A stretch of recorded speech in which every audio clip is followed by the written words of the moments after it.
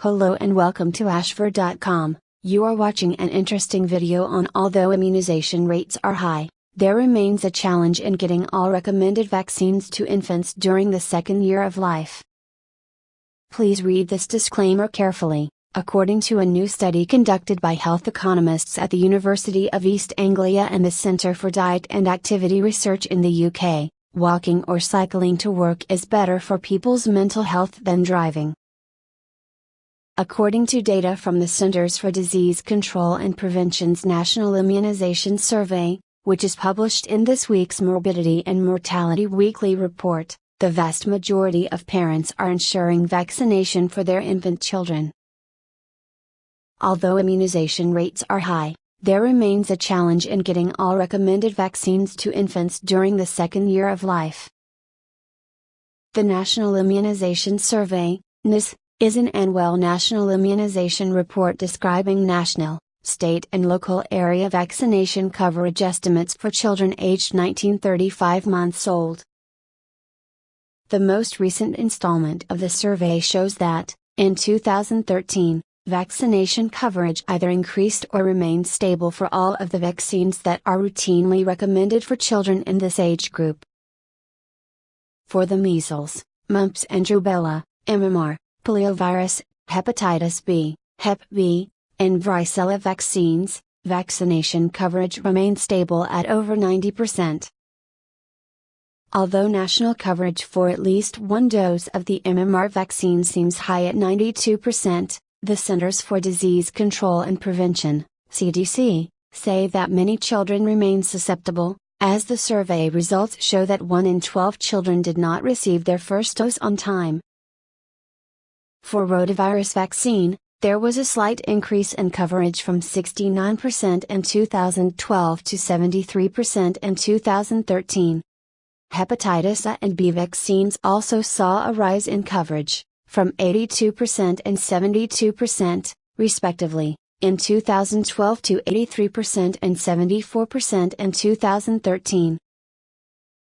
Less than 1% of children received no vaccines at all, a consistently low percentage. Improvements needed in delivering vaccines during second year of life.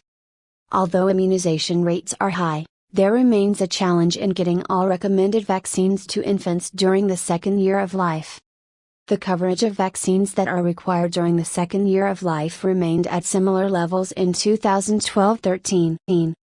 These vaccines are diphtheria, tetanus and pertussis, TAP, Haemophilus influenzae type B, Heb, and pneumococcal disease, PCV. The survey also reports that there is less coverage for second-year vaccines, and for poliovirus, rotavirus and hepatitis B, among children living below the poverty line, compared with children living at or above the poverty line. Black children were also shown to have less coverage for the rotavirus vaccine, compared with white children. There were also some variations between states for immunization coverage. When looking at full immunizations against 11 different diseases, 4 doses of TAP, 3 doses of poliovirus vaccine, 1 dose of measles-containing vaccine, full series of Hep vaccine, 3 doses of Hep B vaccine, 1 dose of varicella vaccine, and 4 doses of PCV, the survey revealed that coverage ranged from 82% in Rhode Island to 57% in Arkansas. National coverage of infants with at least 1 dose of the MMR vaccine is at 92%. The CDC say that while this seems high, this result shows that many children remain susceptible, as 1 in 12 children did not receive their first dose on time.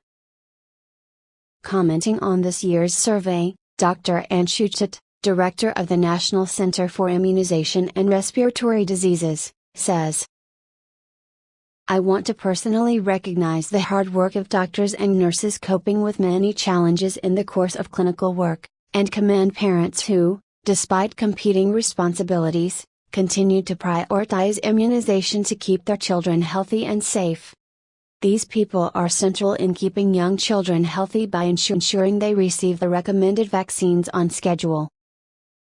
The CDC recommend that all children should be vaccinated in accordance with the recommended schedule, and that parents with questions or concerns should either speak with their child's doctor or visit http://www.cdc.gov/vaccines/parents. In addition, the CDC provide help in finding local healthcare professionals who participate in the Vaccines for Children program, an initiative to help low-income families pay for childhood vaccines. For more information, see www.cdc.gov/features/program. References